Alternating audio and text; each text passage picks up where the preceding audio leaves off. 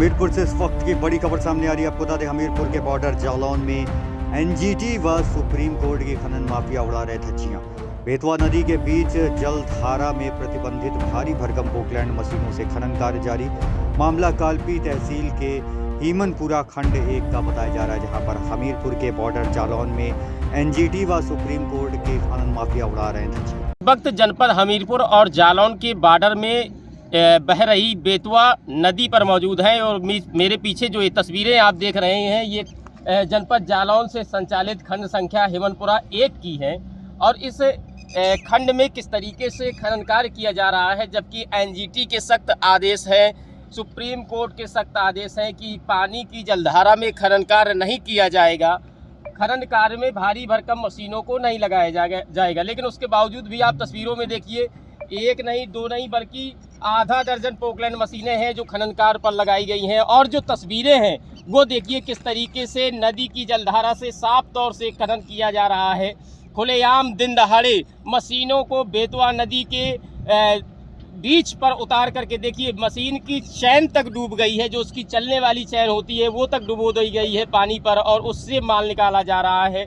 जबकि लगातार जो जालौन के जिला अधिकारी हैं वो लगातार दिशा निर्देश दे रहे हैं, सभी अधिकारियों को निर्देशित किया है कि कहीं भी पानी पर खनन ना हो, जलधारा पर खनन ना हो। पानी पर खनन होने का एक मुख्य ये भी विषय होता है कि जब पानी से खनन किया जाता है तो पानी पर रह रहे जीव जंतु जो रहते हैं उनको भी वो प्रभावित होते हैं। और उसके बाद जब यहाँ से पानी से खनन लेकर के गाड़ियाँ निकलती हैं तो सड़कें बुरी तरीके से क्षतिग्रस्त होती हैं, जिसको लेकर के जिलाधिकारी सख्त है। लेकिन जनपद जालौन के जो खनिज अधिकारी हैं शायद उनको ये तस्वीरें नज़र नहीं आती।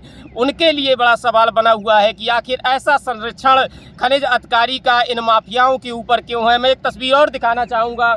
इसी खंड में ऊपर एक मशीन लगी हुई है जो निजी भूमि पर खनन कार्य किया जा रहा है, जबकि पट्टा जो है वो माइनिंग का पट्टा मोरम का है, निजी भूमि के कोई भी आदेश नहीं है। उसके बावजूद भी जो खनन माफिया है वो देखिए, तो ऊपर जो आपको मशीन दिख रही होगी तस्वीर पर, किस तरीके से निजी भूमि पर खनन किया जा रहा है। निजी भूमि पर खनन कर लाखों करोड़ों रुपए का राजस्व को चूना लगाया जा रहा है। साफ तौर से तस्वीरें जो दर्शा रही हैं उससे जिला प्रशासन के ऊपर कई सवाल उठते हैं कि आखिर इस तरीके से इनलीगल माइनिंग जो है वो क्यों हो रही है। और जिलाधिकारी की अगर बात करें तो यूपी के टॉप 10 लिस्ट में जिलाधिकारी जालौन का नाम 6वें नंबर पर आया है। लेकिन उसके बावजूद भी जो ये तस्वीरें हैं वो विचलित कर देने वाली हैं। मैं फिर से चाहूँगा कि दिखाएं किस तरीके से बीच नदी की जलधारा में 2 मशीनों को उतारा गया और बीच नदी की जलधारा से पानी से खनन कार्य किया जा रहा है। आखिर इस खनन माफिया के ऊपर किसका संरक्षण है, किसका हाथ है जो इतने बेखौफ होकर के खनन माफिया खनन कार्य कर रहा है। और सबसे बड़ा सवाल कि